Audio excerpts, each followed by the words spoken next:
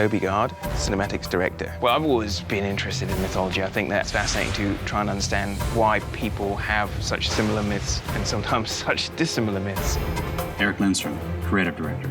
It took a lot of time to figure out what the mythology of the game should be, because it's not something to be determined in isolation. In terms of coming up with all the different places she would go, there were visual things to be considered. That leads to the mythology you would find in those places. That leads back to what locations would be affected, and vice versa.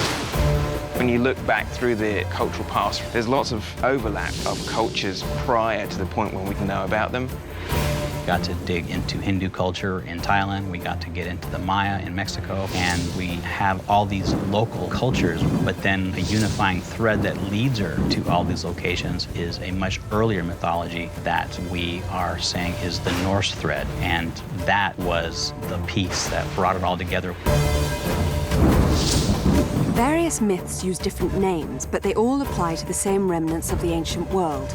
In Tomb Raider Underworld, Lara Croft uncovers the truth behind the myth of the Norse civilization. On her journey, she basically realizes that she needs to recover Thor's hammer. Thor's hammer is actually one of the most interesting archaeological pieces of mythology. It's compelling because it's actually so powerful that it is capable of killing immortal gods. As Lara fully uncovers the sort of secrets behind Norse mythology, she realizes that the hammer itself could possibly unleash Ragnarok, the end of the world.